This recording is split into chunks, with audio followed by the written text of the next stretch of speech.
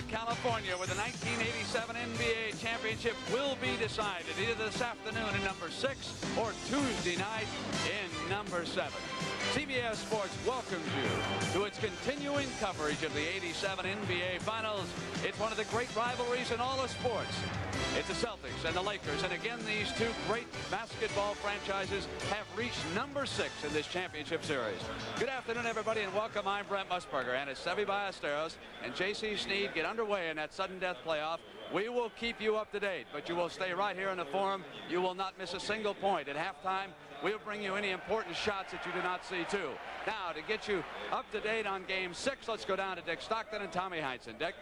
All right, Brent, there are two key players on each club who've been fighting injuries. Michael Cooper, you know, suffered that strained knee in a collision with Dennis Johnson. He worked out, not 100%, but he'll give it a go. Danny Ainge yesterday sprained an ankle landing on Robert Parrish in practice, and that's hurting him to a great degree, but he too is starting and will try and give it the full go. I hear from Dr. Tom Silver of the Celtics that Bill Walton is the healthiest he has been all season long. Tommy Heinsohn, let's talk about the tempo which the Celtics had controlled in the 3 games in Boston. The Lakers really started this series running real hard. The Celtics stopped them up in Boston, took that run game away from them. The half-court game became more prevalent. The matchups, I think, they now know who they can beat up on. I think Magic Johnson can do a tune on any of the Celtic guards, and the Celtics have been going at AC Green. What about the timing of the substitutions off the bench by these coaches? The first substitution for each coach, very important. When Michael Thompson comes in, that slows the Lakers down. They don't have as potent a fast break, and Kite, very important to stop the fast break of the Lakers. All right, Tommy and Brent, the Lakers are so glad they're back home in the friendly confines of the Forum. No, exactly right, Dick. The Lakers unbeaten at home here in the Forum. And you know, the Celtics have really not played that well on the road in the playoffs. Now, Las Vegas has listed the Lakers as a 10-point favorite in this game. And the Celtics are determined to prove that they are wrong and push this into a 7th game, which will be played on a Tuesday night. So coming up, it's Game 6. The crowd here at the Forum awaits the introduction of the starting lineups. Let's go to our public address announcer, Lawrence Tanner. Good afternoon, ladies and gentlemen, and welcome to the Forum for Game 6 of the 1987 NBA Finals. Now let's meet the starting lineups. First, for the Eastern Conference champions, the Boston Celtics. At guard, in his 11th season from Pepperdine, number 3, Dennis Johnson. At guard, in his 6th season from BYU, number 44, Danny Ainge. At center, in his 11th season from Centenary, 00, Robert Parrish.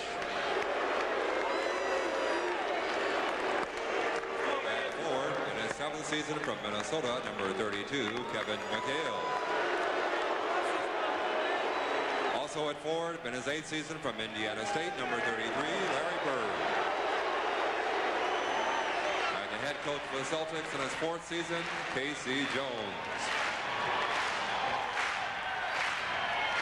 Now for the Western Conference champions, the Los Angeles Lakers. Forward in his 5th season from North Carolina, number 42, James Worthy. At forward in his 2nd season from Oregon State, number 45, AC Green. At guard in his 4th season from Arizona State, number 4, Byron Scott. In his 8th season from Michigan State, number 32, Irvin Magic Johnson. And at center, the captain, in his 18th season from UCLA, number 33, Kareem Abdul-Jabbar. And the head coach for the Los Angeles Lakers in his 6th season, Pat Riley.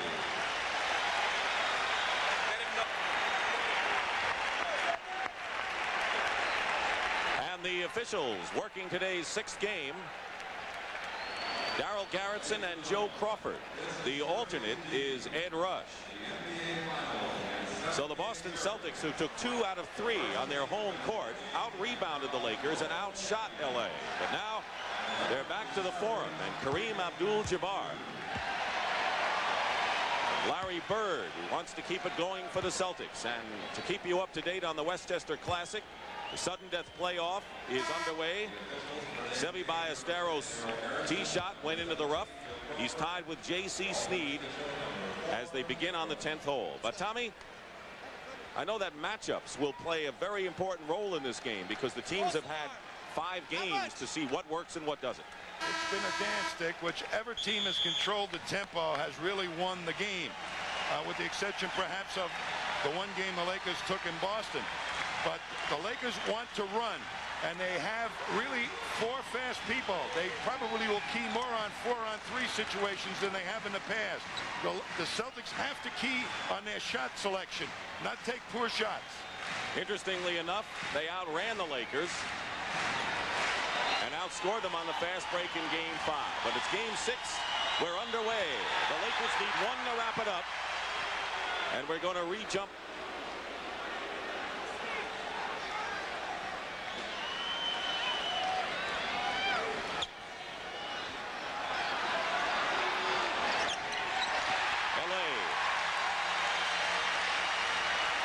Danny Ainge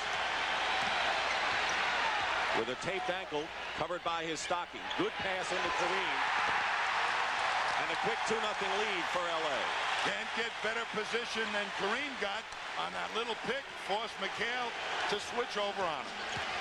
Dennis Johnson has his shot blocked by Kareem. Here's Worthy.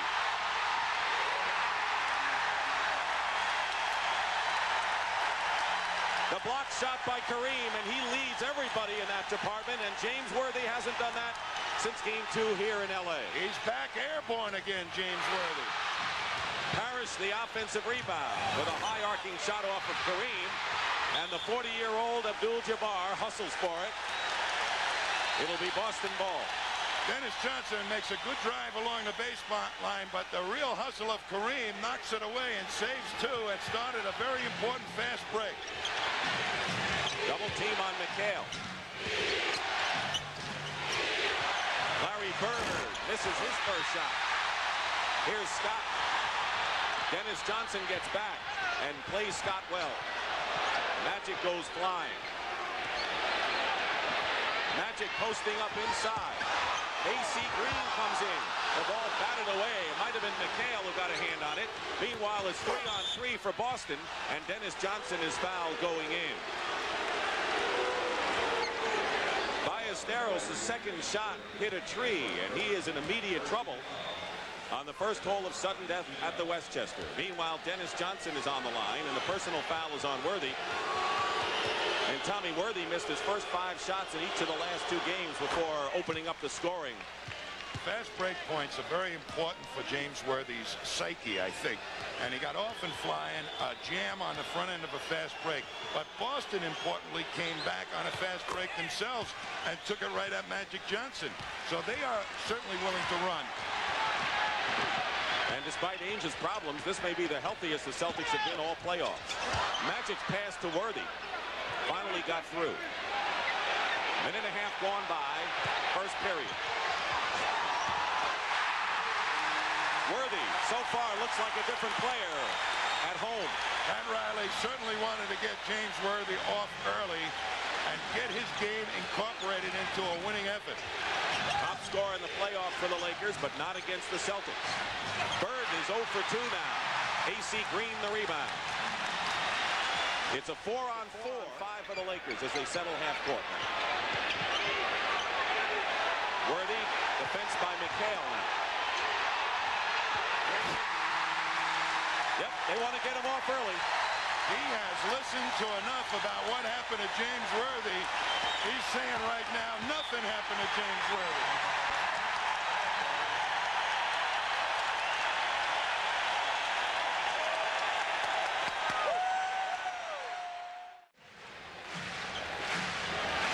That's the story from the Westchester. And Tommy, so far this is reminiscent of Game 1 when the Lakers moved in front 9-0 en route to a rout.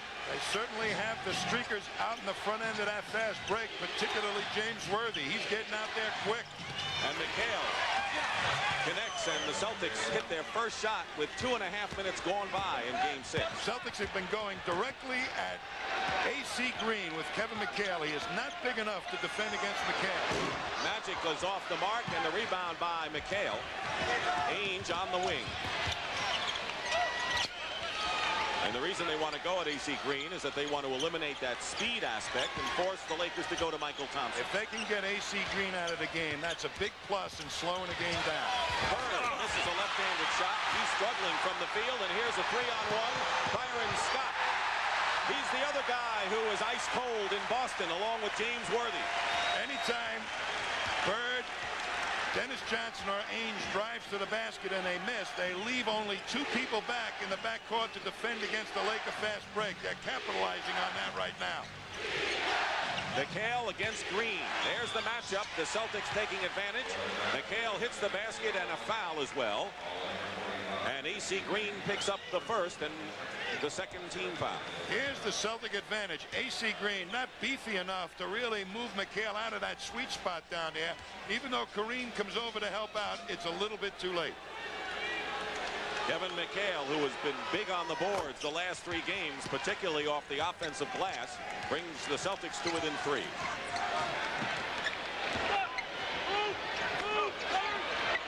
Kareem. And a foul before the shot against Robert Parrish. Tommy, in the 2 Celtic wins, Parrish got into foul trouble, and yet the Celtics won nonetheless. Casey Jones rotated Greg Kite in there, and he's a key part of getting back and stopping a Laker fast break. And he also will manhandle Kareem a little bit, which wears a 40-year-old man down. Magic posting up against Ainge. Misses the hook shot. Larry Bird, the trailer is Dennis Johnson, gave up the shot. Parrish in better position, and he's fouled.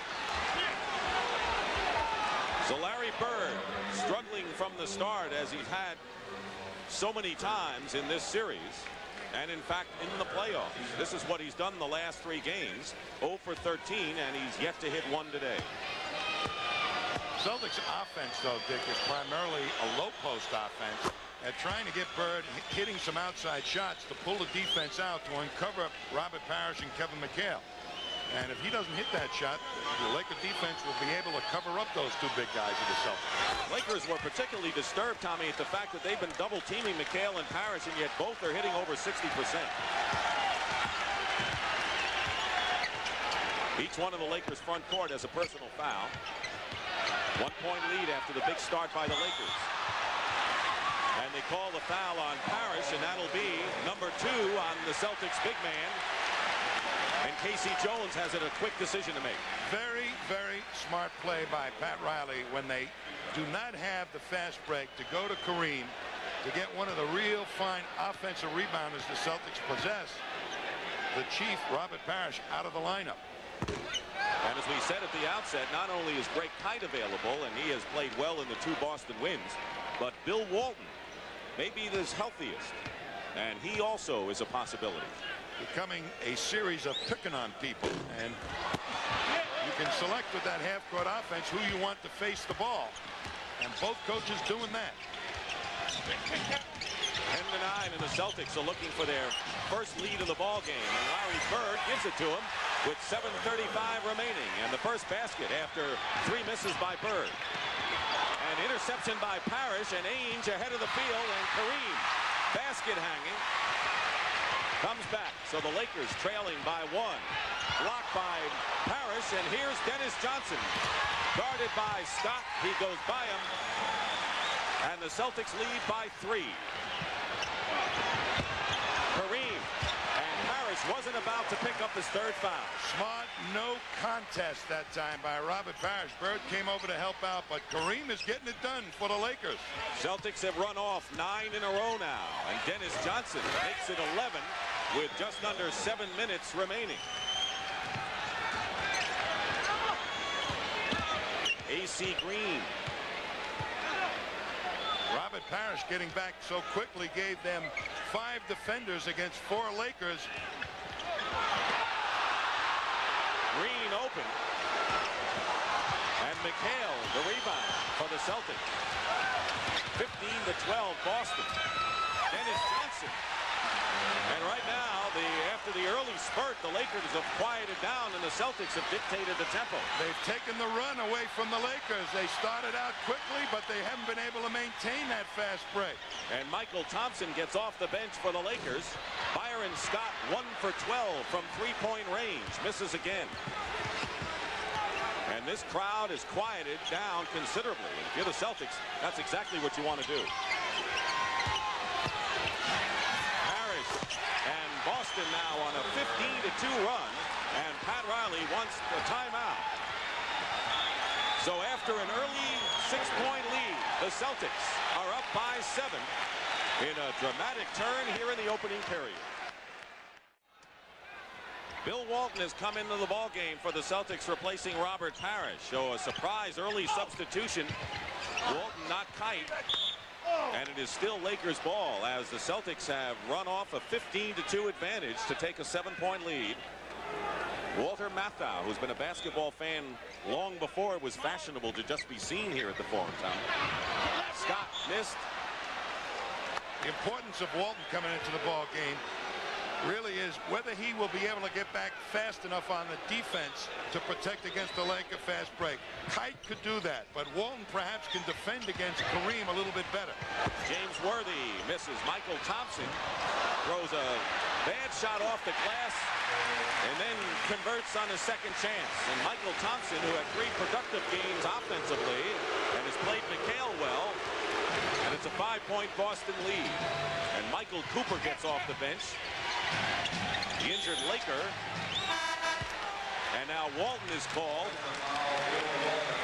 for an offensive foul. And here's Michael Cooper coming back, making his first appearance. And certainly he is very important for the Lakers. That outside shot may help open up things for the Lakers. Larry Bird is guarding Michael Thompson, but sloughing off and just guarding the middle. No basket, and a foul called against the Celtics. It'll be their 3rd team foul and the first against McHale, so each team with 3 fouls now. The Celtics want to show different looks defensively to the Lakers, get them guessing a little bit. They played them a lot one-on-one in the prior games, and the timing on the doubles were different from game to game. Worthy doubled with Ainge. Ainge makes a terrific play. He came along the blind side, knocked the ball away, and Danny Ainge. And Ainge and Magic collide, and a loose ball foul called against Ainge. Here's Magic coming for the rebound and takes it away from Bird, and Ainge just trying to get his hand in there and knocks Magic down in the process. The crowd has been kept quiet early in this first period. You're watching the 1987 NBA Finals, and Tommy Heinsohn, if you're a team on the road, there's nothing more you'd rather do than to quiet the crowd. Dennis Johnson getting off strong. Kareem has kept the Lakers in the game, and Magic hasn't gotten on track yet. They have cut off Magic's penetration, the Celtics. Greg Kite in for the Celtics right now. That has been very important, the cutoff of Magic's penetration, and they've also forced them to a longer hook shot. Rambis in for the Lakers, but the Celtics have made the bulk of the substitutions. Seasting in the backcourt. Greg Kite is in at center, and Darren Day is in at forward. So McHale is getting a rest right now. And a smallish team is in there for the Celtics, and a quicker one. Danny Ainge doesn't get the runner, and Greg Kite tips in. And for Greg Kite, that is his second field goal in 9 tries in this series. Seasting fouls. On Danny Ainge's penetration, they have to move the back line of the defense. That frees Kite up, and he steps inside Michael Thompson for not exactly an easy tip. Seasting is guarding Cooper. That could be good post-up opportunities for Cooper. James Worthy gets the basket and draws the foul. That is a very definite plus matchup for the Lakers. Worthy being guarded by Darren Day. He is not nearly big enough to stop Worthy. And just the speed of Worthy, Darren Day can probably match that, but the leaping ability and the long arms of Worthy leaves Day at a disadvantage. Day was in one of the games in Boston. One shot guarding Worthy, and after that he came out of the ball game. He's in there again to give it a shot. Meanwhile, the Lakers are 1 for 5 from the free throw line, and they're trailing now by 7. And the more the Celtics big guys, McHale and Parrish on the bench, the more difficult it will be for the Lakers to use the pace as a fatigue factor. Missing, and Rambis tips it, and a foul call against the Lakers, and it'll be Rambis's first. And Tommy, the Celtics have taken the lead in this game despite the fact that Larry Bird has scored only 4 points. They have moved to the strength, which has been the inside game. Parrish and McHale, and a couple of great shots by Dennis Johnson. There goes Bird with a runner. Rambis and Day bats down the pass. Magic pushing it up 5 on 4. Cooper. Bird's got to play him tough at 3-point range. Seasting guarding Magic Johnson. And an offensive foul called against Magic, who has gone up against, well, that's an 8-inch height advantage on Jerry Seasting. Jerry Seasting does the intelligent thing. He takes the blow. When you're smaller than a man in the low post, you better do a little acting, and he got away with it. 2 fouls on Magic. Magic and Michael, each with 2. That's Michael Thompson. Worthy and Bird isolate. Bird puts a good move on James Worthy. No basket. And an offensive foul called against Larry Bird. He put the move on. Maybe that's why he put the move on. He is the master of faking with the ball. You may not go for 1, 2, but he'll throw 3 or 4 at you, and finally you bite. Magic Johnson sits down with only 2 points and doesn't look happy at all. Byron Scott replaced him. Worthy's posting up against Day. Tight on Scott on a switch. And in the hands of Bird, lost it to Rambis, who drew the foul. Tommy, Michael Thompson was all alone inside, and the Lakers missed him. I tell you, that's a sign of frustration by Scott. He wanted to make something happen for himself, and he just turned down Michael Thompson dead in the corner with nobody in him, nobody around him, and he takes the ball right to the teeth of the Celtic defense, and Rambis, with a lot of hustle, picks up the ball off the floor. That's going down and getting it in a meaningful way. And the Lakers talk about frustration. Way off at the line as Dennis Johnson replaces Danny Ainge. That personal, by the way, was on Darren Day, and the Celtics have 3 team fouls. The Lakers only 1 with 2 minutes gone by in the second. Biggest lead was 7 by Boston after that early flurry by the Lakers. It looked like they were off to the races. The Celtics just clamped down. Off the screen, Seasting. Loose ball, Day has it, and a foul against Boston. Greg Kite picks up his second foul. So all 3 Boston centers, Parrish, Kite, and Walton, have 2 fouls. An incredible parallel to what happened last year when Boston was the kingpin against Houston. This was game 1. All right, the Celtics won by 12. This year, the Lakers won by 13. Then a blowout. So 2 substantial victories by the home team in the first 2 games. Then they moved to game 3, and Houston got back in it. So did Boston, but close games. Game 4, it became a 3-1 series in close games. And then in game 5, Houston won big and Boston won big, and the points are all even in the margin. And in game 6, a year ago, the Boston Celtics won by 17 over Houston to take the championship. A lot of eerie parallels to last year. Lakers really having difficulty integrating a lot of people into their offense. Right now, they're going to go to Kareem again. He hits the skyhook. The Celtics, by the way, coming back with their 2 tough inside men, Parrish and McHale. And the substitution pattern is in KC's favor here. Kareem Abdul-Jabbar has been conserved during the season, so he ought to be nice and fresh with his playoff, but it's going to be a tough job for him if he's got to carry all the offense. So Casey Jones was able to go to the bench, and he brings back McHale and Parrish with a lead. Didn't have that luxury during the course of the season. Marini with a left-handed skyhook. McHale to Seasting, just under under 9 minutes remaining in the first half.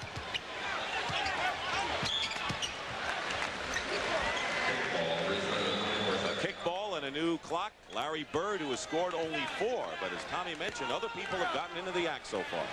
And the Celtics have really used their bench wisely and not given up what they usually do with that bench, a lot of points.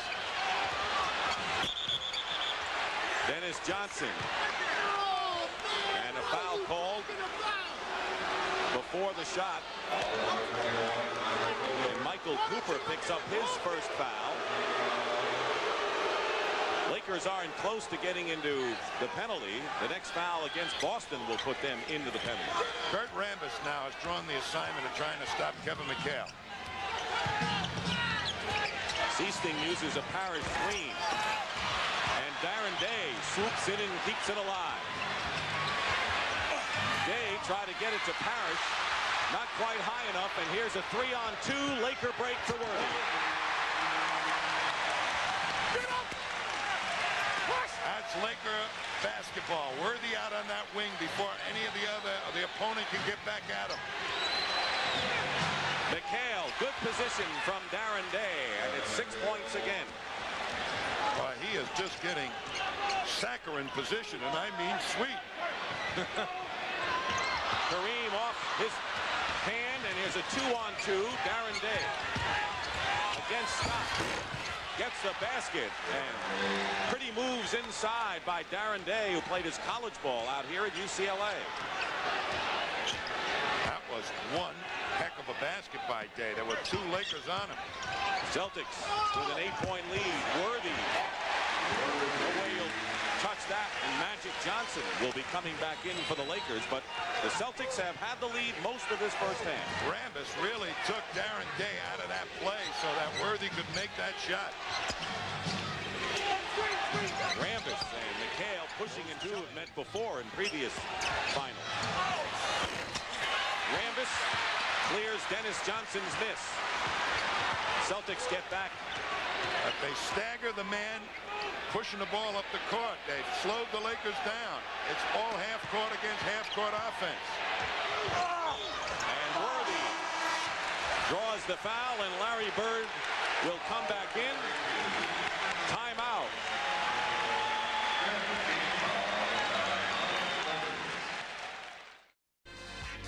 Up in the rafters here at the Forum is our newest daddy at CBS. Congratulations and welcome back to Pat O'Brien. Patrick?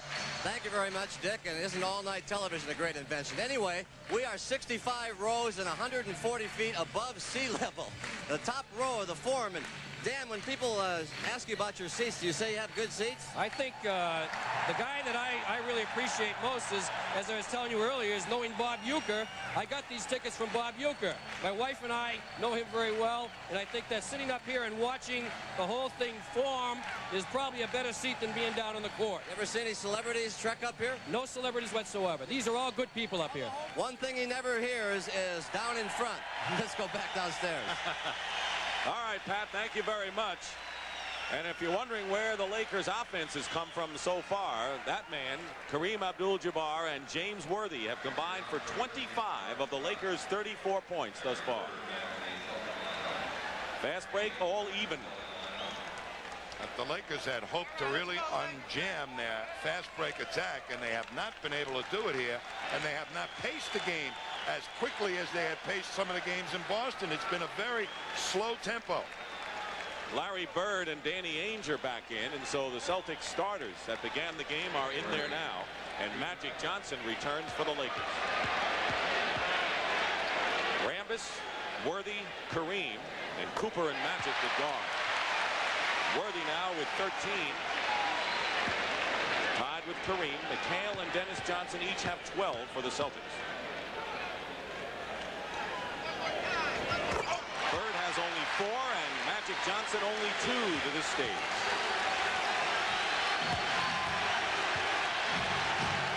6:40 remaining in the first half. Pick and roll. Ainge wisely went to McHale. Good defense by Kareem, I believe, inside. Here comes a Laker 4-on-3 break. Worthy. Boy, do they jump on block shots. They're out there like now on a block shot, the Lakers. And it's a 2-point game. And LA picking up the Lakers' third foul of the period. Lakers defending the pick and roll. And the second cutter goes through, but Magic really takes the good shot away from Ainge. And now that was McHale taking the shot. Didn't see what happened, but it didn't even get close to the hoop. He had Rambis and Kareem in front of him. Meanwhile, Rambis picks up his second foul. Celtics already in the penalty, and the Lakers with 3 team fouls. Now make it 4. And Kurt Rambis picks up another one. That's 2 quick ones and 3 in the game on Rambis. Rambis is trying to stop the cut of Larry Bird and fight him out of there, and Bird is entitled to go at least take a step sideways, and Rambis wouldn't let him do it. So Michael Thompson comes into the game replacing Rambis. Crowd appreciates his hard effort.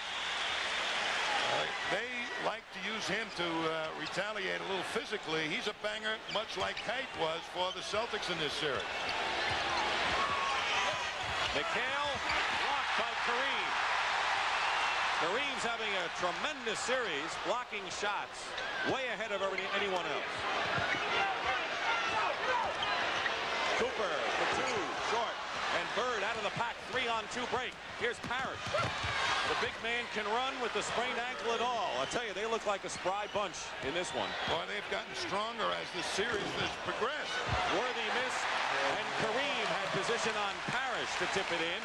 So Worthy and Kareem have 31 of the Lakers' 40 now. You know, both teams look very tired to me, but the Lakers probably a little bit more tired. McHale with a turnaround over Michael Thompson. Celtics by 4. Nearly 5 minutes remaining. Casey Jones, who has urged patience for the Celtics throughout the series, even when they have a fast break advantage. He does not want the Celtics to take shots under pressure. If it's open, fine. If it's your shot, fine, take it. But don't take shots under pressure. Here comes Ainge again, trying to sneak up on Kareem. Now one-on-one against Parrish. Parrish, though, forgets playing with 2 fouls, and Kareem, who shot 35% in the last 2 games in Boston, is 8 for 10. What a physical challenge this game is going to be to Kareem if he's got to carry the offense for the whole game. And Parrish fired it up there because he was fouled.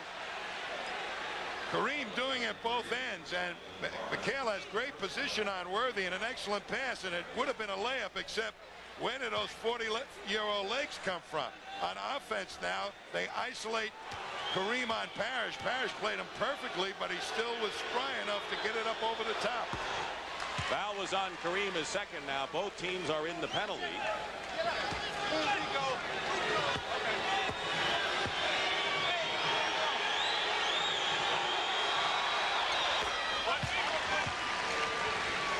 Celtics by 4.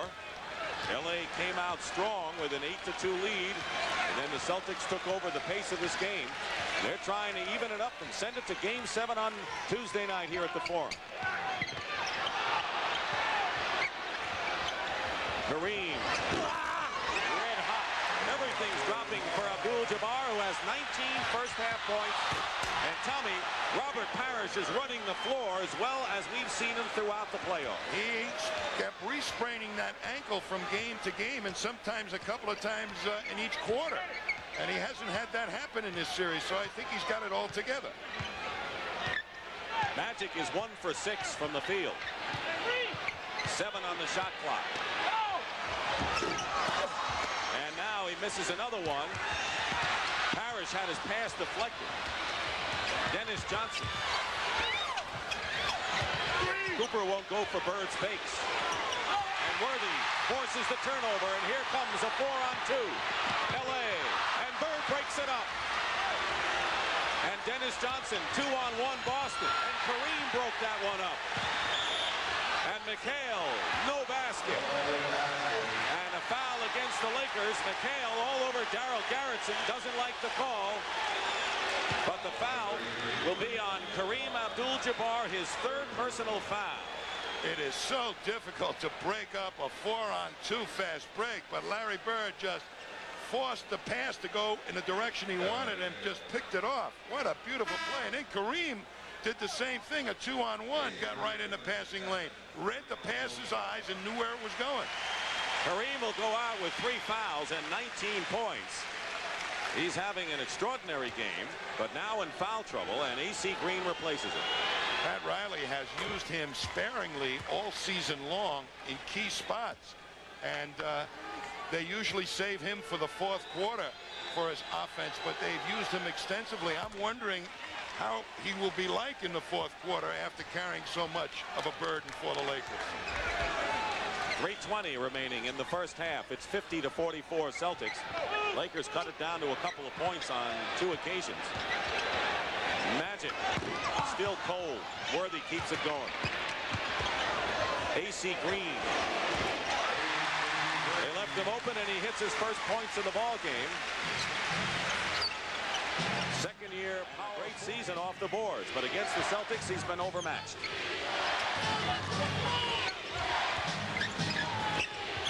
The lead is 4. And Bird throws it away. He was going for McHale. And now the Celtics will call a timeout, leading by 4 with 2:40 remaining in the first half. That Pat Riley does for a 40-year-old center is make it easy for him to get position so he doesn't have to fight the likes of Robert Parrish. You're going to see right here the pick situation. Now Kareem will come in and Robert Parrish will have to fight over the top to get him. Dennis Johnson has to go back and play him. Otherwise there's a mismatch, and there's no elbowing or hard fight. A lot of physical stamina. They saved Kareem's stamina with that little pick to the spot. Basically 5 players have done the scoring in this game. Kareem, one of them. He and Worthy have accounted for 35 of 46 Laker points, and McHale, Parrish, and Dennis Johnson 40 of 50 Boston points. You know, they asked Robert Parrish, does he see any appreciable difference in Kareem Abdul-Jabbar? He says, yeah, he's got less hair now. And he shaved off whatever he had for this game. 2.5 to play in the first half. Parrish blocks Michael Thompson, and a foul called, and it will be the third personal on Robert Parrish. So the starting centers, Kareem and Parrish, have 3 fouls. Parrish has done a great job of really clogging up the middle, and here's Thompson makes an easy move on McHale, and Parrish must try for the reject, picks up that foul. One of the things that I'm wondering about is, in 2 prior series, the Pistons and the Bucks really went at Larry Bird, figuring that he was the poorest of the big Celtic defenders.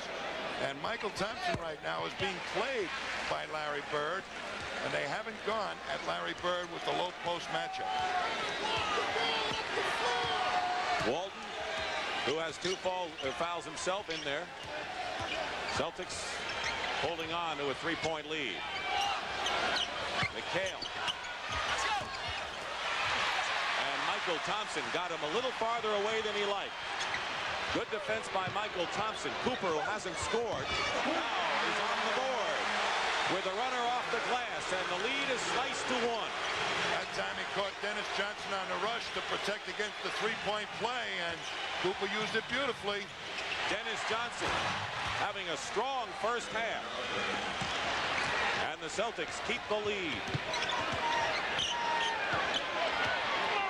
And you see the Celtics pick first back all the time. Bird ends up with Magic Johnson, and now they'll re-switch. Bird is guarding Magic, and Worthy swoops in, and Walton the rebound. Here's a 3-on-3 situation for the Celtics. And Walton and McHale, both of those big men, coming up late. Celtics have the rebounding edge, and they rebounded the Lakers in all 3 games in Boston total. Walton against A.C. Green. Walton getting slow coming back. Cooper gone for three. In and out. He'll get back on defense. And with under a minute to play, and Walton really taking his time coming up. He is really hurting.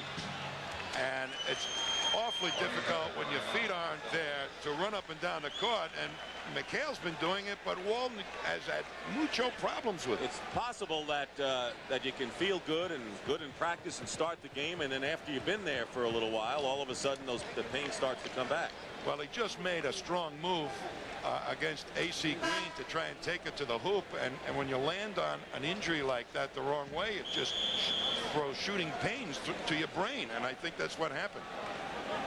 That was a 20-second timeout called by Casey Jones, and we want to remind you that if the Celtics win today, we will be with you for the 7th and deciding game of the 1987 NBA Finals Tuesday night at 9 o'clock here at the Forum.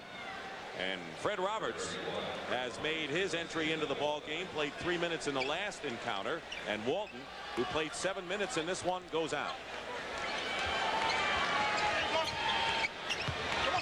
52-49, and Bird from the corner. 6 points for Larry Bird, and only his 3rd basket.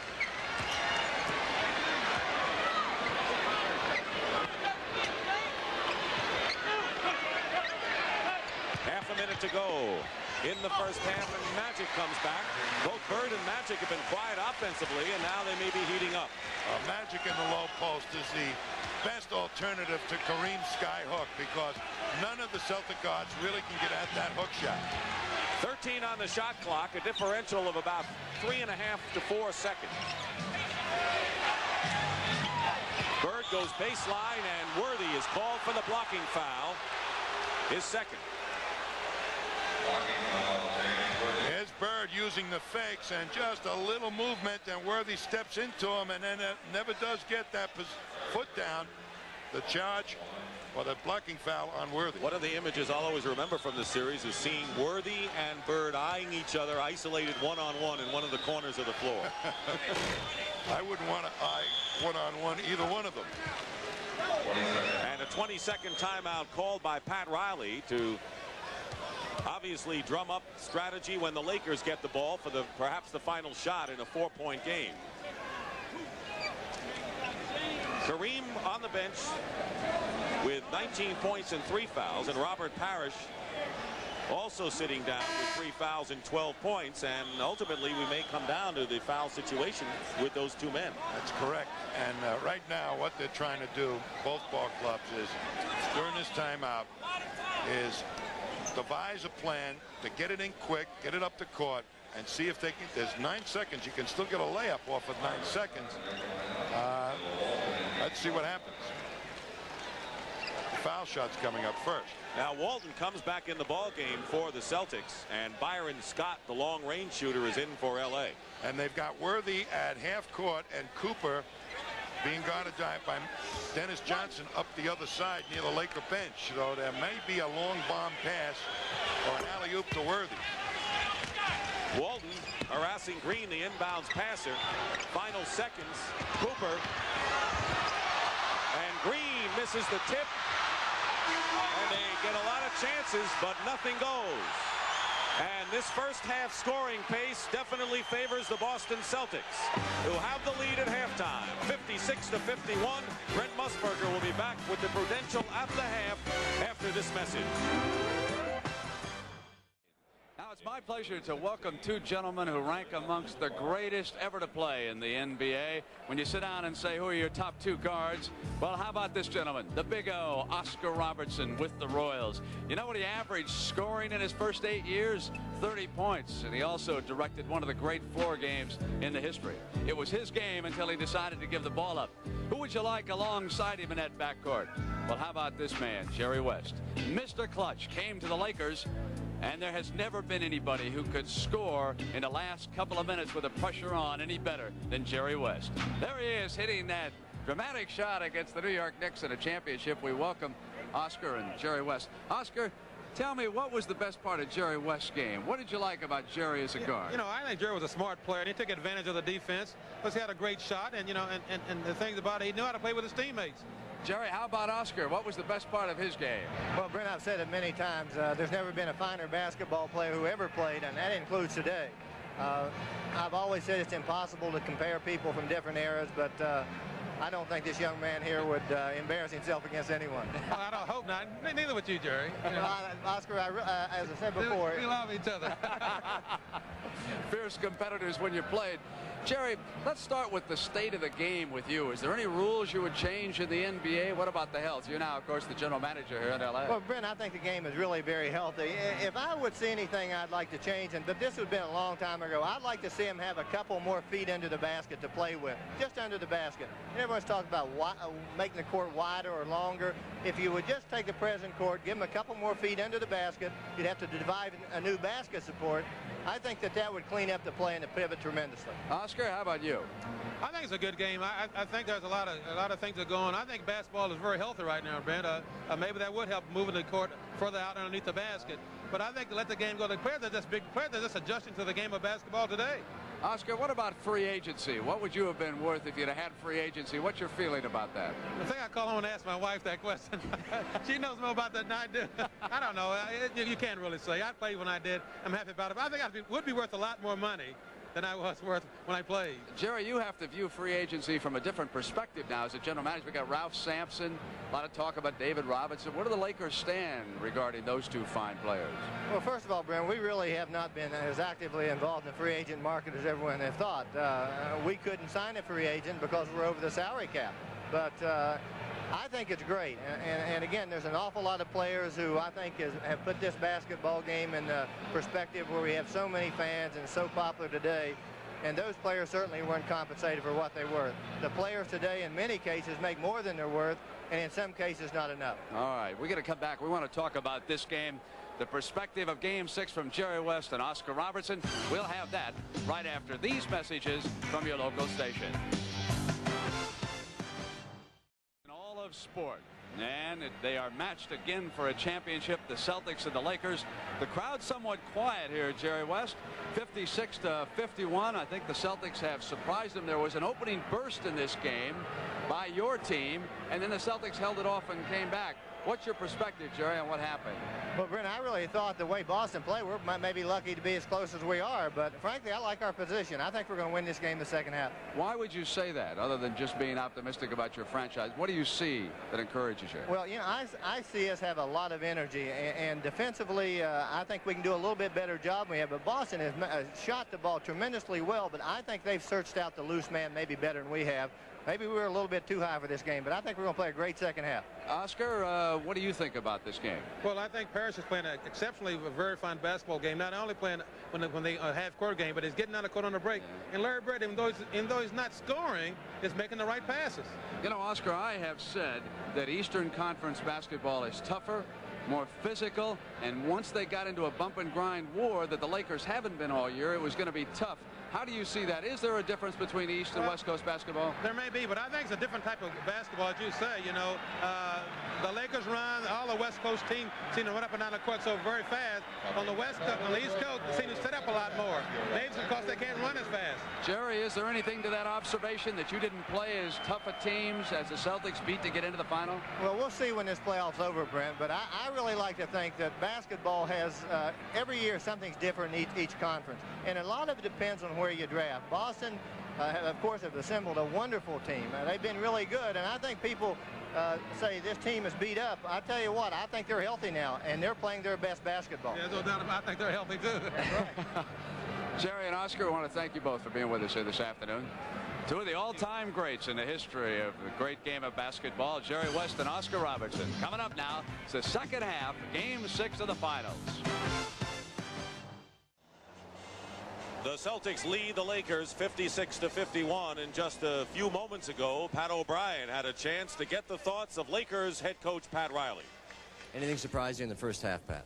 Well, not really. I just think we have to be a little more patient with our offense and take better shots. I think we're excited, and it's almost a blessing to be down just 5. So we got to be a little more patient in the second half. Concerned about Kareem's minutes? Not really. There's no time now. You know, he's had a good pace all year long, and I think, you know, the last game of the year, the last 2 games of the year, he's ready to roll.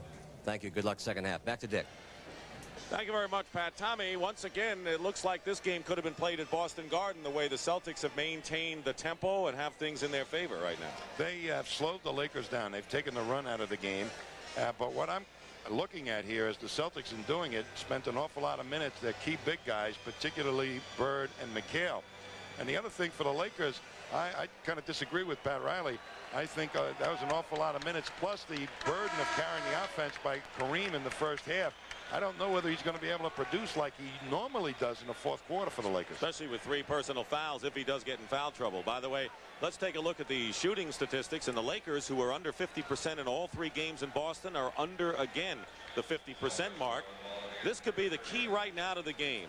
9-point differential in free throws between the clubs and a 5-point Celtic lead. And, again, the fast break points.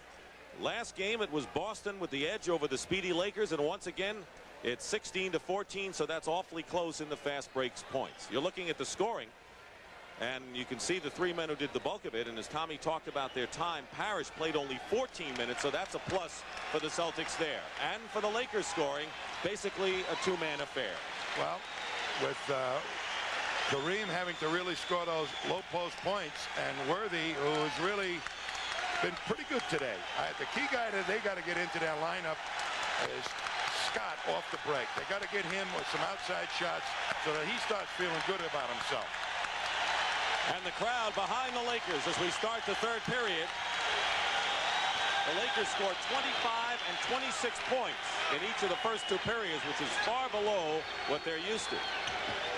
The Lakers scored 30 or more in 7 out of 8 quarters in the first 2 games. Bird for 3, way off the mark. And Magic Johnson with a 3-on-3 break. If Byron Scott doesn't produce early, you may see a lot of Cooper in this half. Magic goes in against Ainge. He brushed him and used his body. That's what is known as a quick hitter. Before the Celtics defense was totally set up, they got the ball in a low post to a good matchup. Pick and roll to Parrish, and Kareem has picked up his 4th personal foul. So when you talk about how many minutes he can play, that will go into Pat Riley's computer. 4 fouls on Abdul-Jabbar. He's going to leave him in. He's got to leave him in. But he can't pick up another one. Johnson misses. Green the rebound. Needs Kareem's offense. Well, looks like Kareem may be coming out, Tommy, as Michael Thompson is at the scorer's table. Green. McHale and Ainge collide, and here's Boston 2-on-3, and Dennis Johnson will slow it down. Ainge. They closed the middle, and Bird lingered in the corner, and McHale, no basket, foul. If it had dropped.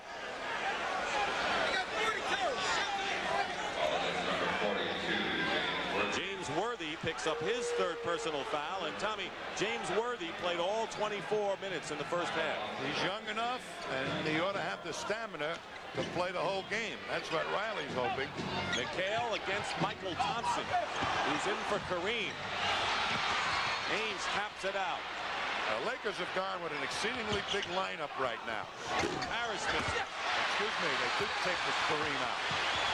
2-on-1, Michael Thompson back to Green, and a foul in the act of shooting as Danny Ainge had Green inside and picks up personal foul number 2. Now, the Lakers have their fastest unit on the court with Michael Thompson as the center and Green. If I were Pat Riley right now, I'd be thinking of using Green. He's the guy that's been roaming around. The Celtics are not really totally concerned with him. He can get a 4-on-3 situation almost anytime they want with Green. Pat Riley, who said that if the Lakers ultimately lose, it'll be public humiliation. He said that even before the last game in Boston.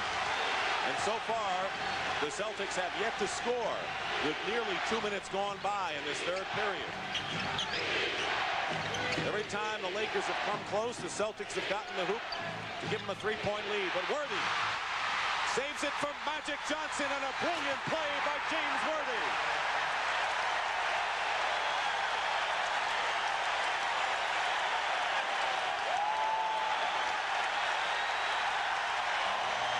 And the Lakers lead it on this play. Here is real grit. James Worthy with the full dive to save it, to create the easy hoop by Magic. Their first lead since 13-12.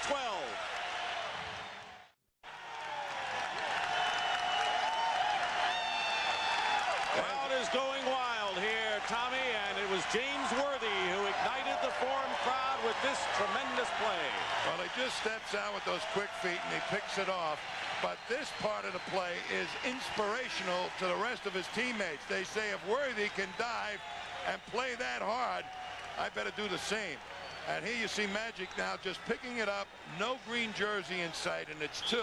But a very smart call of a timeout by Casey Jones to take that emotion away from the fans. So the Celtics still haven't scored here in this third period. And the Lakers regain the lead. They were down by as many as 9. Celtics are not keying on AC Green. Ainge forced that shot in a 4-on-3 break for the Lakers. Worthy.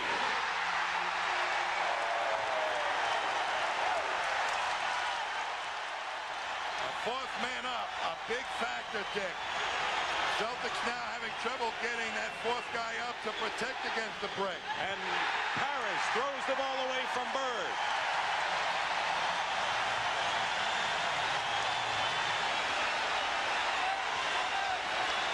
All 8 Laker points this period are on the fast break.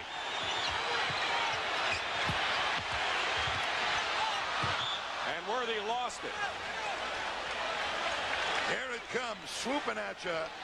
You get the feeling you're one of those defenders. Look at the 4th man up, right inside and 2.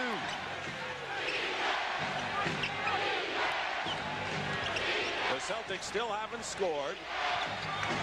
More than 3 minutes gone by in this period. And the first illegal defense call against the Lakers. That's a warning. Next time, of course, will be the team.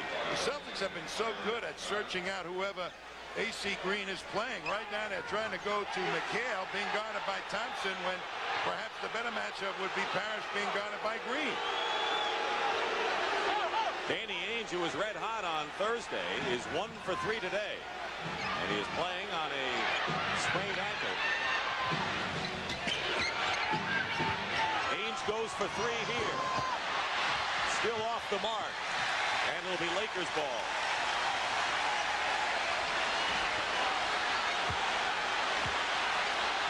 The Lakers are on their toes defensively.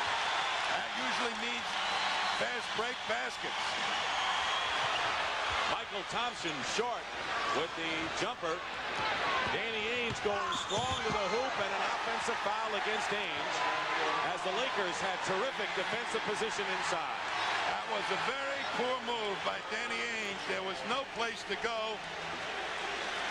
And that's the type of shot Casey Jones did not want the Celtics to try to attempt. Third foul on Ainge. So Ainge and Parrish with 3. Worthy has 3 and Kareem has 4 for the Lakers. Magic. 10 points for Magic Johnson. Larry Bird is not yet into double figures himself.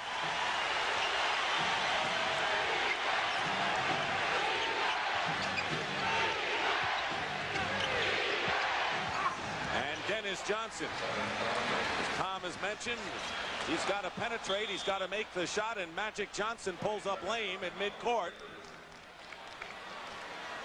And Gary Beatty, the trainer, is out there. Magic trying to run it off.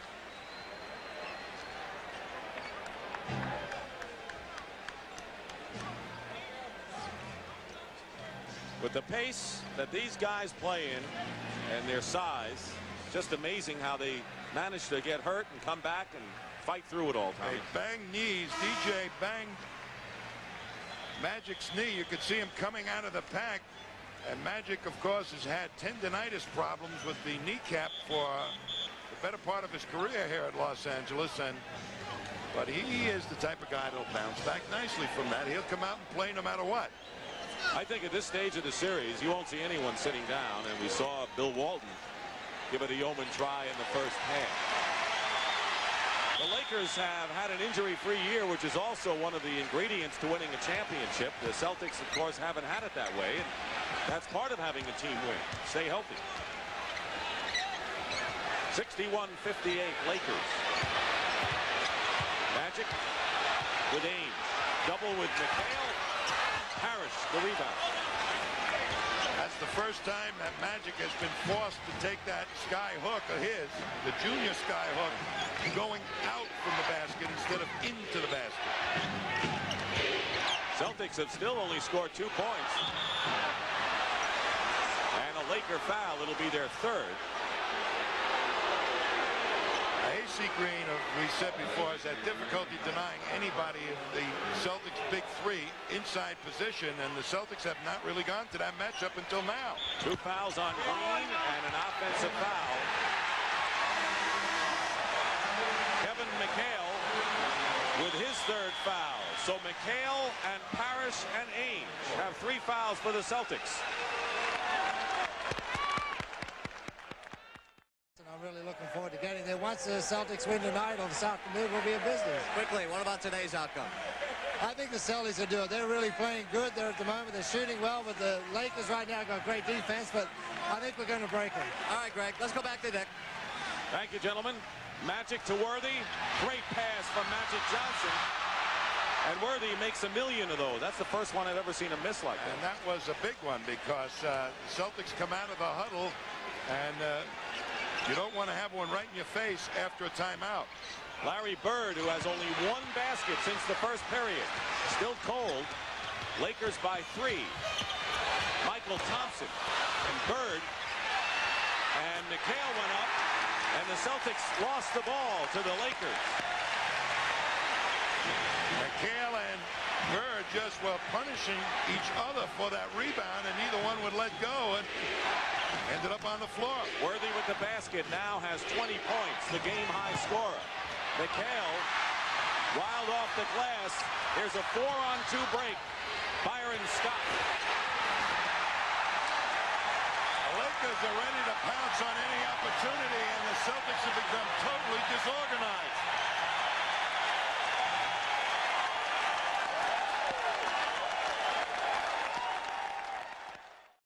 Green right here, get the rebound and pitch it out to Magic Johnson, but Byron Scott will take off up the court.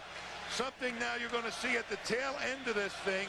Only 2 defenders of the Celtics, the speed, and Byron Scott, this is his type of basketball. Jump shots on the wing with nobody on him, and the Celtics in prior games were getting to him before he could get that shot off. Home and away has been a big difference for Byron Scott as you see what he scored and what he shot in the first 2 here in LA and then the next 3 in Boston. He only has 4 points on 2 for 5 thus far. But there was no such thing as Byron hitting the open jumper in the last 3 at Boston Garden. So the biggest lead of the game for the Lakers right now, 7 points. Celtics have been outscored 14-2 in this period, and James Worthy's diving save and Magic's hoop spurred them on. And the Celtics out of that timeout went right to the Parrish Green matchup. And that's where I think they ought to be going, because they'll get some points or double teaming will produce easy outside shots for the Celtics. Green with his 3rd foul, and Worthy sitting down for the first time today. 5.5 to play in the 3rd. And a foul. Byron Scott commits the foul, and that'll send Parrish to the line. Here's Michael Cooper and Larry Bird. Bird trying to come over the top, and Cooper bumping him before he can make the move. I mean, it gets a little physical under that. Little guys have to really put their hands on the big guys and then run fast. I know we've seen a lot of that. The Lakers are already in the penalty, and the Celtics have committed only 1 foul here in this 3rd, and Parrish missed both free throws. So the Celtics still have scored only 2 points and more than halfway through this 3rd period. Green, and a tip-in by AC Green, and it's a 9-point Laker lead. They're going at Larry Bird. Bird is guarding AC Green.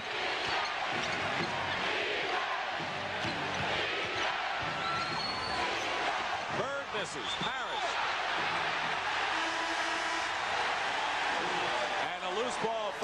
called against the Celtics. It'll be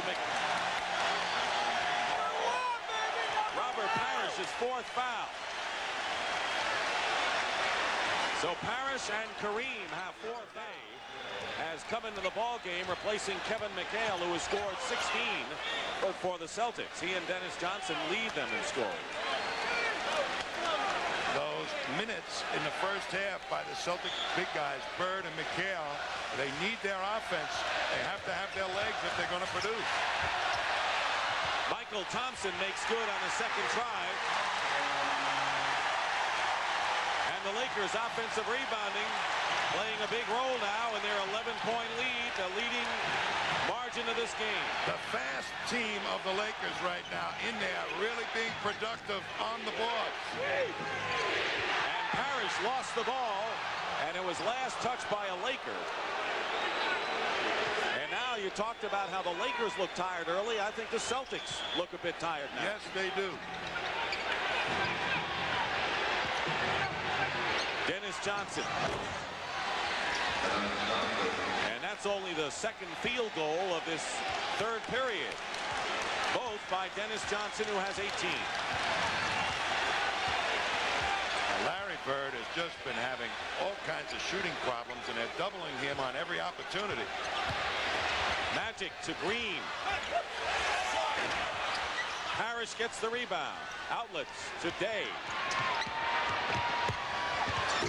And Darren Day, who's really had a fine shooting series. He was 8 for 13 coming into this game against LA. Boston needs some easy hoops. That's why Darren Day is in there, perhaps on a hard push to get a layup just like he did. And not exactly a layup, but an uncontested shot. Magic to Michael Thompson.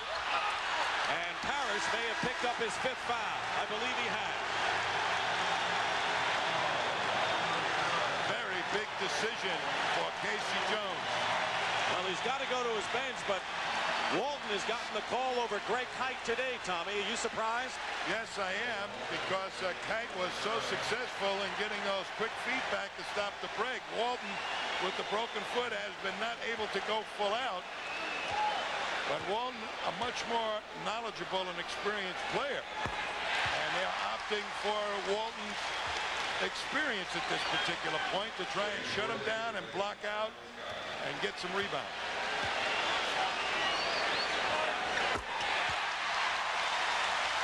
A 9-point Laker lead.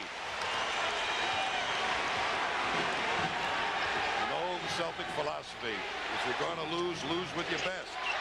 Walton tried to force it into Bird. Magic out of a crowd to Michael Thompson.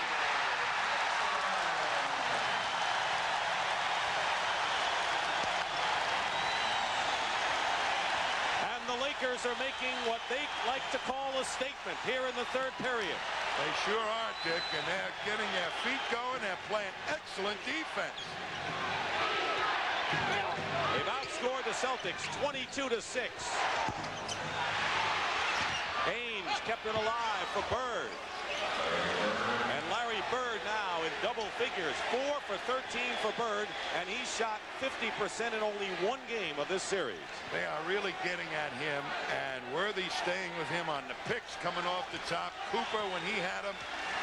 Everybody in Bird's jersey. And Kareem, with 4 fouls, has been spending virtually this entire 3rd period on the bench. Worthy just came back a minute ago.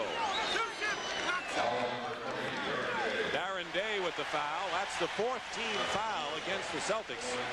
1 more there in the penalty. Here it is, and Day has got his hand on Worthy, and Worthy just smacking it off, and all of us, wow, I'll tell you, that's been going on the whole series. To call one like that, that's ridiculous.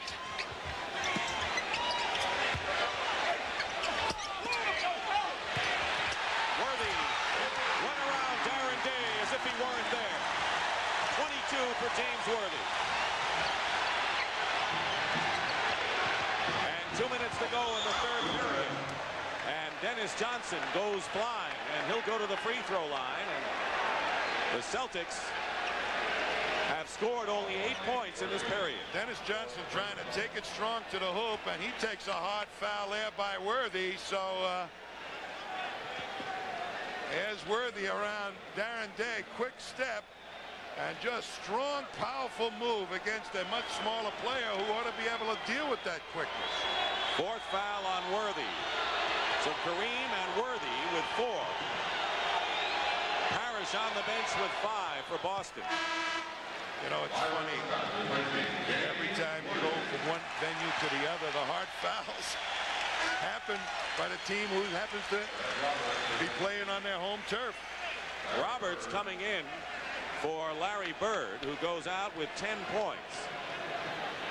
Depends on how you look at everything in basketball. You could say the Celtics came very close to winning all 3 games in Boston.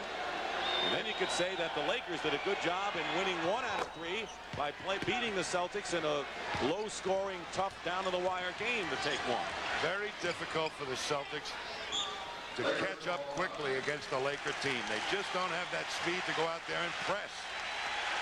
Pat Riley calls a timeout. 1:53 on the clock. And the Lakers are up by 9. When you hold the Lakers to 51 points at a half at 25 and 26, you're doing your job. But the Lakers came out strong in the 3rd period, and Tommy, I have to go back to that great hustle play by James Worthy that seemed to ignite them. Right now, let's go up to Pat O'Brien with the owner of what they call the Fabulous Forum. Pat? And behind us is maybe the largest doctor's office in America, Dr. Jerry Buss. Did you ever realize when you bought this franchise that it come to this? Well, we certainly hoped it would, Pat. I mean, from the very beginning, this is the kind of thing we wanted to do, but it's grown beyond my wildest expectation, and I'm just thrilled with it. We've heard a lot about Showtime, Dr. Buss. Explain Showtime from your perspective. Well, whenever you have a player like Magic that does all of those magic things and the speed of Worthy, and of course Kareem Abdul-Jabbar with a famous skyhook, I mean, it is a show, so we call it Showtime. Was there a conscious effort to do that, to get the stars out, to have a coach that's dressed so like Pat Riley's dressed? The whole thing seems to mesh together. Well, the whole idea was to get L.A. behind the team. And of course, as you know, one of the biggest industries we have out here is show business. So the answer is yes. We wanted the show people to come out to show that L.A. was in fact behind their team.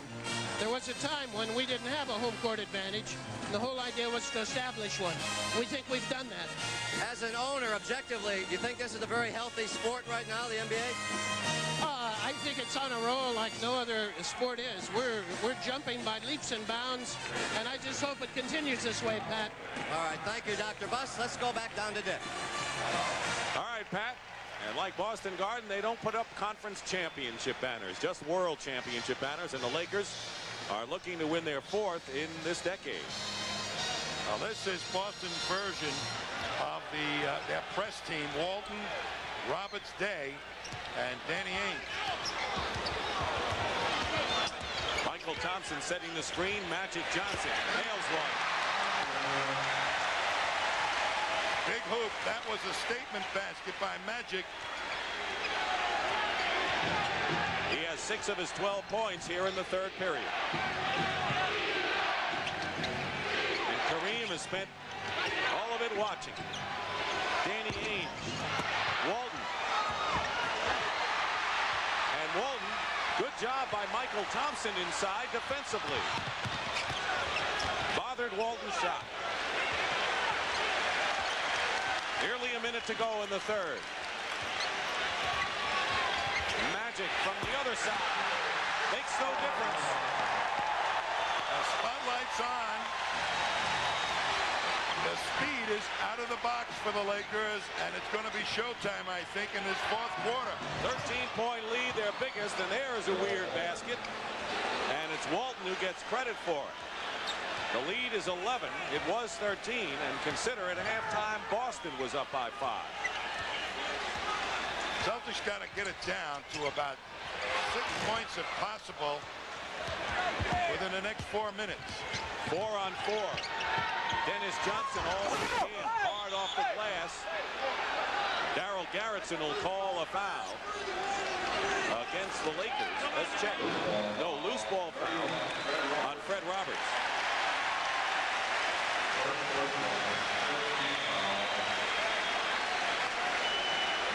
Both teams in the penalty. 29 seconds remaining in the 3rd period. And Larry Bird who has had his problems shooting. He has been their best defensive rebounder for the Celtics during the series. And right behind Casey Jones is Bird sitting, who has scored only 10 today.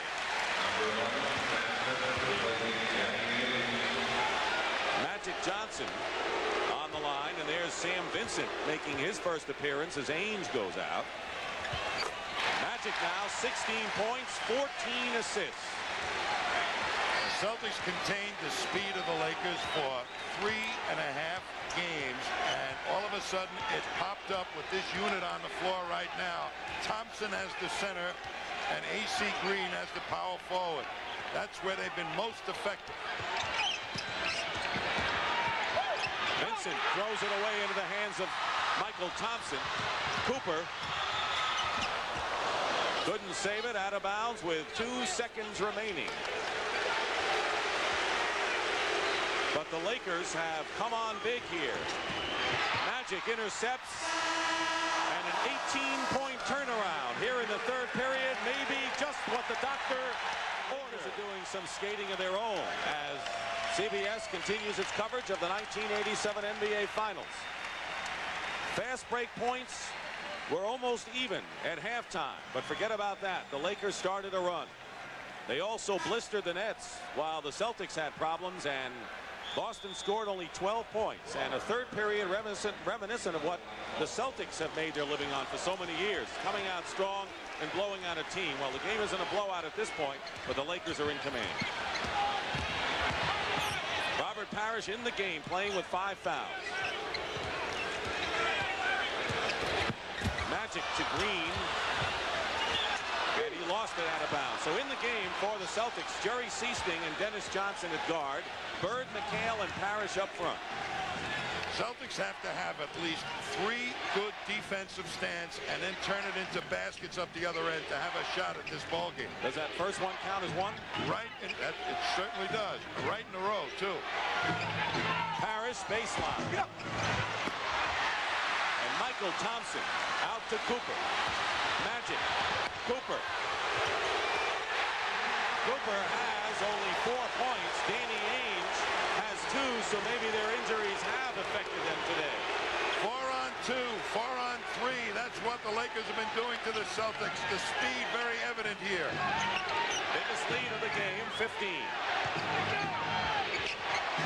McHale lost it to Cooper, and here comes showtime again.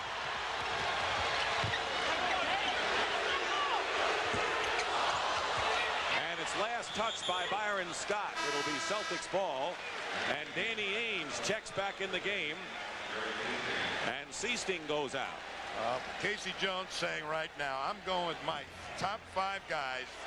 We're going to win this together, or we're going to lose it together, and they have done a great job all season long as a 5-man unit with the green jerseys.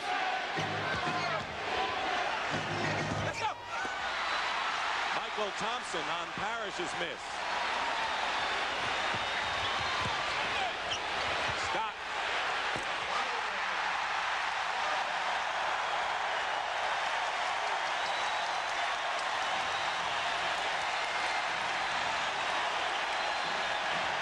Dennis Johnson. And the Celtics better stage a rally in a hurry. Dennis Johnson, who's one to do it, makes it an 85-70 game.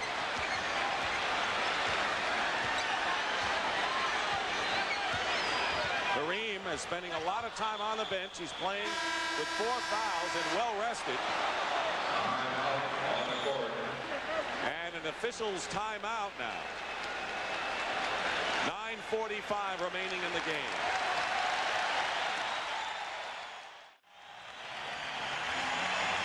They can't wait to start celebrating at the Forum. It's 9:45 remaining and a 15-point Laker lead. Kareem Abdul-Jabbar. Let's take a look at what happened with Dennis Johnson and Magic Johnson. This is the home of the pratfall, but that definitely is not a pratfall. It kind of hit him underneath the nose and the lip. Magic, unintentionally, right, as he was really trying to communicate with one of his teammates, and Dennis Johnson just happened to be there. Kareem Abdul-Jabbar is back in the game. He's been on the bench for 13.5 minutes. Pass basket by Michael Thompson, and when Kareem came out, the Celtics were leading by 3 a minute into the third period. So it was Magic with 12 in the period, Michael Thompson 6. Michael Thompson's having a fantastic game off the bench for the Lakers. We got a rebound there. It's 8. And Cooper hits. 89-70. Timeout.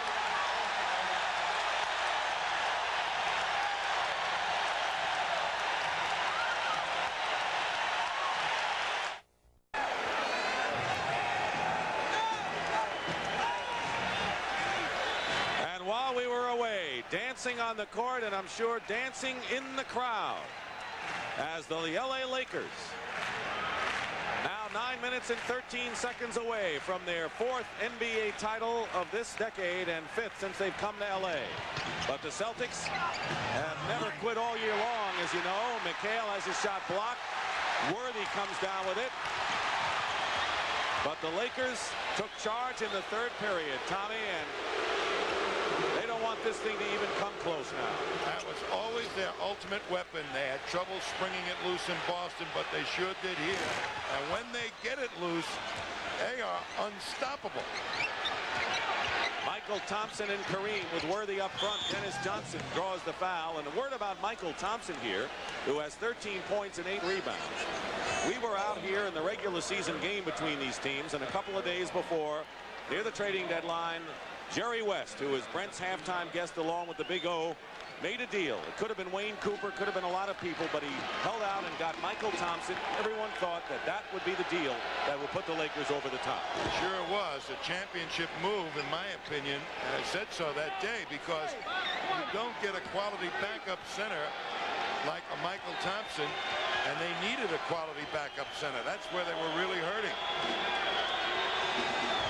Maybe a little too quotable for Pat's taste when he came here. He says, you know, these practices are tougher than playing the Celtics. And Pat Riley says, I don't want to read too many of those quotes. Well, that's perhaps when he learned to win when he came here with the Lakers.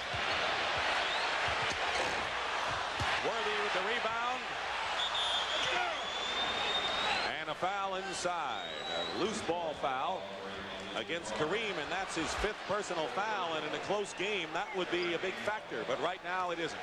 That spurt by the Lakers with that fast break really now said, hey, Kareem does not have to really score in this third quarter or fourth.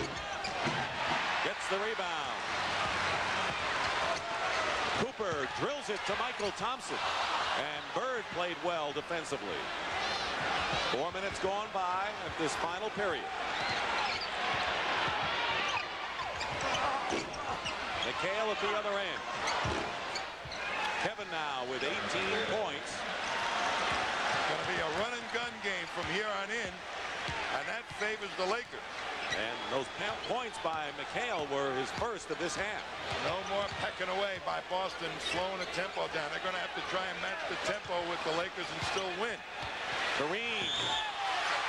Basket counts. Jack Nicholson, who went to Boston for the middle game. Back home here. And Robert Parrish has fouled out of the ball game with 6.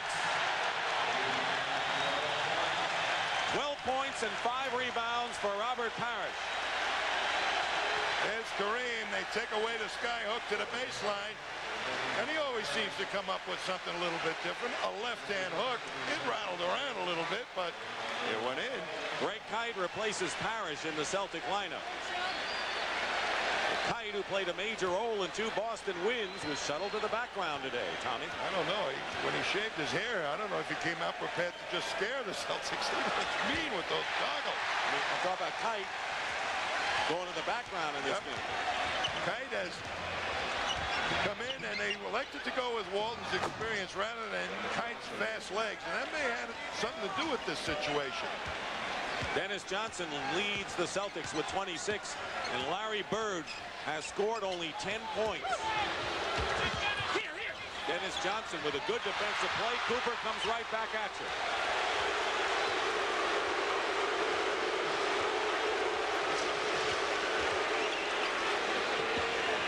is on Kareem. McHale. 1-on-3. Ainge for 3. With another rebound. Danny Ainge is 1 for 8 from the field. McHale up court. On the wing, Dennis Johnson as well, but Ainge goes coast to coast. Dennis Johnson blocked by Michael Thompson. And DJ draws the foul inside. And Connor Henry is coming into the game for the Boston Celtics.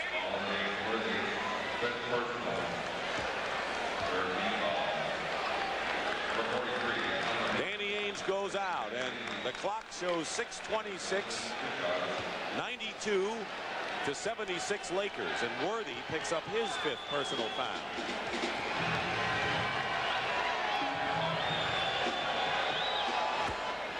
It was a year ago, a little more than that, I guess, where the Lakers were unceremoniously dumped by the Houston Rockets in 5 games, and the Lakers had to regroup.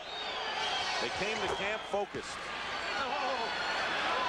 They won more games than anyone in the NBA this season and established the home court advantage. And Tommy, that's why they play the regular season, because the home court hit, just as the Celtics had it in the Eastern Conference, which paid dividends with them in the series against Milwaukee and Detroit. Very, very important. And they did a lot of great things. In addition to changing the style back to using streakers instead of wide bodies, they really put themselves on the line, accepted new roles, new responsibilities.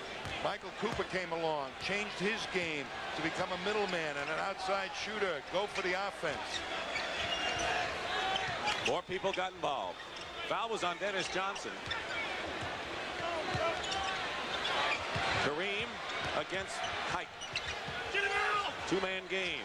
Long skyhook. And Worthy is hustling for the loose ball as if this game were still tied. And it's Lakers ball. And they want a timeout. James Worthy has come back with a vengeance today. 22 points and all court hustle for the Lakers. Awfully serene. You wonder if that's how they kept their nickname, the Lakers. That's a big lake, isn't it? That's the biggest of the big. But it's going to be crazy in the Laker locker room if the score holds up, because the champagne is on ice. And I know Brent doesn't have his very best jacket with him today. I know that. Oh. All right, Barney. Abba dabba doo, Dick.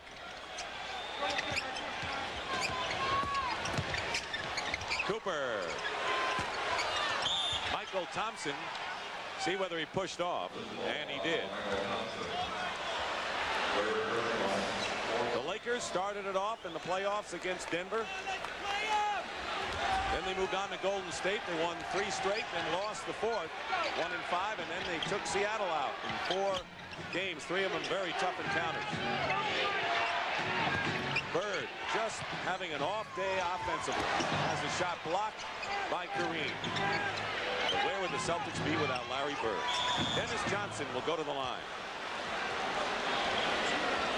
You have to say, though, that the Lakers are as gritty a bunch, really, as the Celtics. There's no question the Celtics had true grit going through 2 7-game series to get here with all those injuries. Kareem's going out, Tommy. Let me just interrupt you. The hand for the 40-year-old. James, no, check it. James Worthy fouls out with 6. I guess Kareem will get a hand also, but Worthy goes out. Fouled out with 22 points. And you have to say, you know, getting back to true grit, that Worthy was probably one of the guys that had to resurrect his ego. And that's true grit under this type of pressure. You know, when after you lose a game and you don't play well and all this 500 some odd press people are bounding around saying, what happened, you can go in the tank pretty fast. He responded beautifully to that situation with a big game today. Well, we were asking questions too. Magic to Kareem. What will happen as we get close is that Pat Riley will take out one by one the key men. And this place will rock even at that point. McHale has it blocked by Kareem. 3-on-2 fast break. Cooper to Magic. Follow up, Scott. Worthy was the top scorer for the Lakers in the playoffs. 22nd timeout, Celtics. But this issue has long been settled.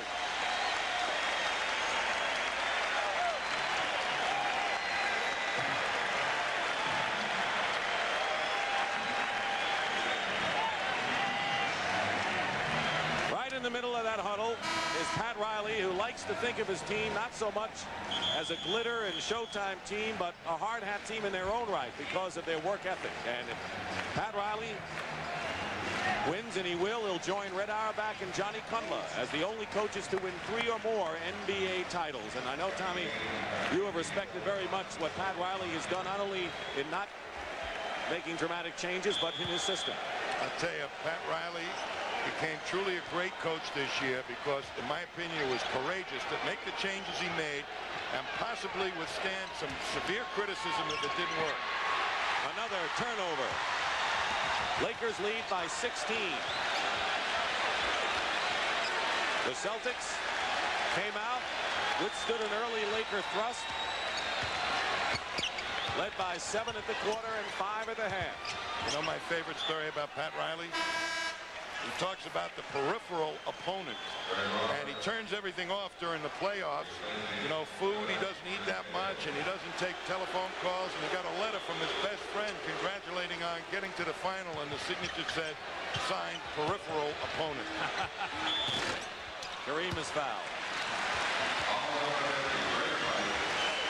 Kevin McHale, who may undergo surgery.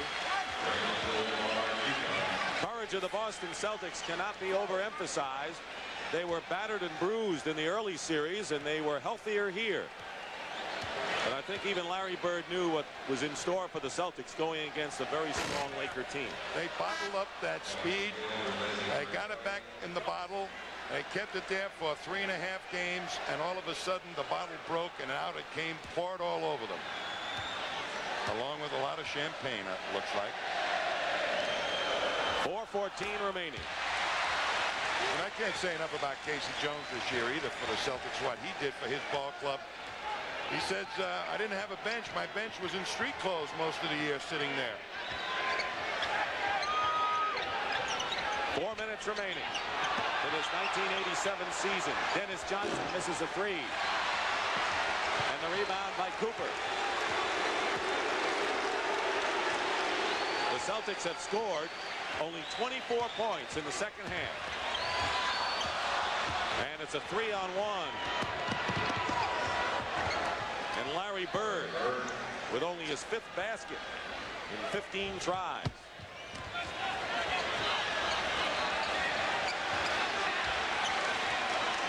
So we have not had a repeat champion. It'll now be 18 years. Men in green were the last to do it in 1969. Kareem with an exclamation point. 17-point lead for the Lakers. McHale comes back. The guy that really took over this ball club this year was Magic Johnson. And one of the things that Pat Riley said was, you know, Magic has got the perfect ego. He always considered the Lakers Kareem's team. He never infringed on his territory. And this year he's assumed the responsibility, and Kareem let him do it. And the Celtics still fighting. Well, there's a fellow we haven't talked about in this series, never mentioned his name, but he'll go into the book. And the Celtics still fighting. Well, there's a fellow we haven't talked about in this series, never mentioned his name, but he'll go into the books. Billy Thompson, who was acquired in a deal with Atlanta, played on the NCAA champion Louisville Cardinals last year, and is on the way to becoming only the 4th player in NBA history to go from an NCAA crown to an NBA title. There are the others. And, of course, he's playing with one of them in Magic Johnson. And Billy Thompson had a hyperextended knee, suffered in the first series against Denver, and he's a player that Pat Riley and the Lakers like down the road. He's got that speed to get on the wing, plus power to rebound, maybe even better than Worthy on the offensive glass. Pat Riley had his way. Every player would be between 6'7" and 6'9" and could run on the line. And think. 2.5 remaining. And a foul, and Kareem, no basket. Bird's coming back in for the Celtics.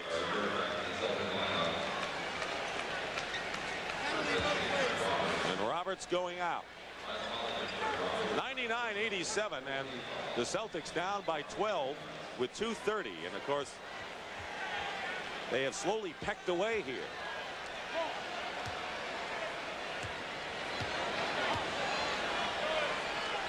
I can remember when I coached, and he was with the Milwaukee Bucks. And I thought the best way to beat Kareem Abdul-Jabbar was to attack his stamina. Was I wrong, huh? No, we won the championship that year, but here he is, 40 years of age. He's somehow really got that stamina and then some. Well, he's become a lot more warmer and accessible. I think the fire that destroyed his home was a big mark there, because people around the country sent him jazz albums, and I think he became a much warmer person since that time. Well, he sits in the locker room and he talks to people now. You know, he was very quiet, introspective person, and everybody kind of was reluctant to really invade that privacy, that shell that was around him. But he's much more open now, it appears. And he enjoys the game, as I guess everyone does. When you get toward the end of the career, you realize what you may be missing, and you appreciate it a little more. Larry Bird has 6 points since the first period. It's a 12-point lead for the Lakers, and they're 2:15 away from winning. They did a great job on Larry Bird, denying him the ball, the Lakers. Really putting a quick man on him, working him over the picks. And the foul.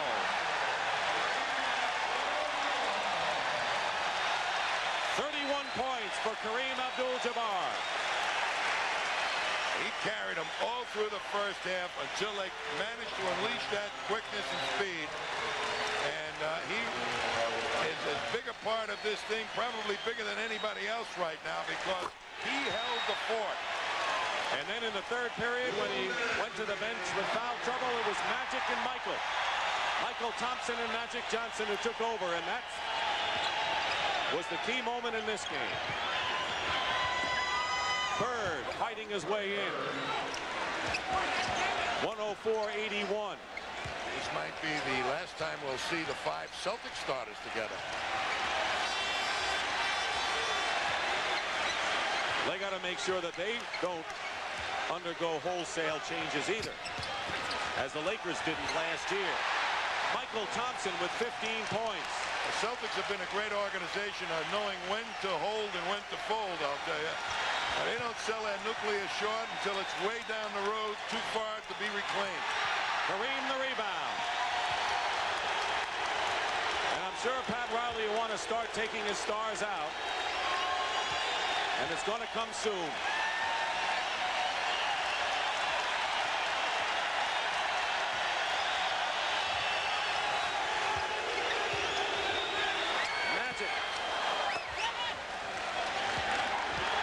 The next dead ball, you're going to hear a couple of rousing ovations. Day is fouled, and now you'll hear him. Kareem goes over to Casey Jones and shakes his hand.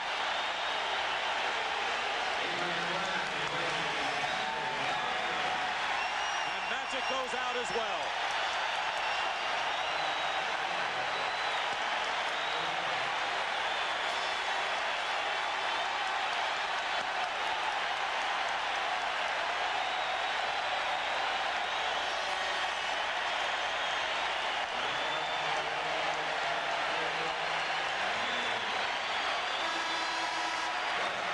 Valiant group that is.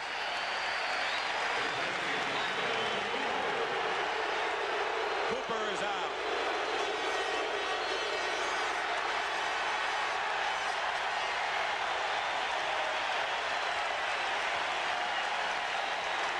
Magic scored 16 points and had 19 assists.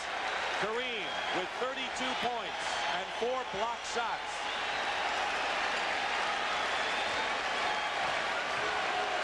The Lakers wound up undefeated at home in the playoffs.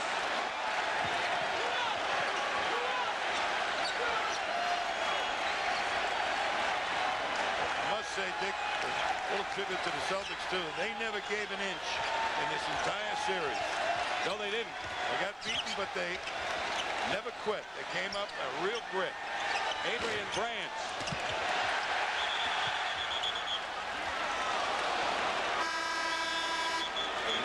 And a foul. 29 seconds remaining. The last time the Lakers won the title, they won it in Boston Garden. They're winning this at home against the team they want to beat more than any other.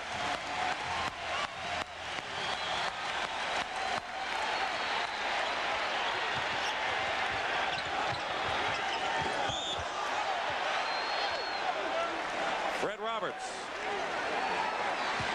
is fouled. Is it going to be a sprint or what?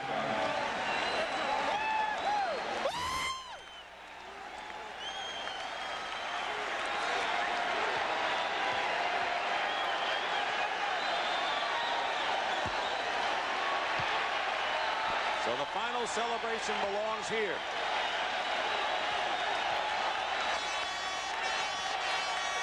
And they're getting ready to pop the corks.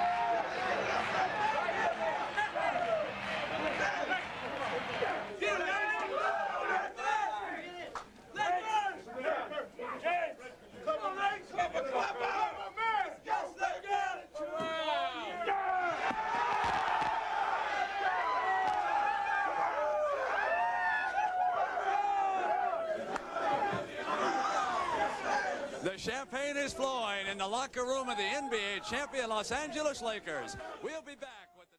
Thank you. Kareem Abdul-Jabbar, at the age of 40, you're still collecting championships.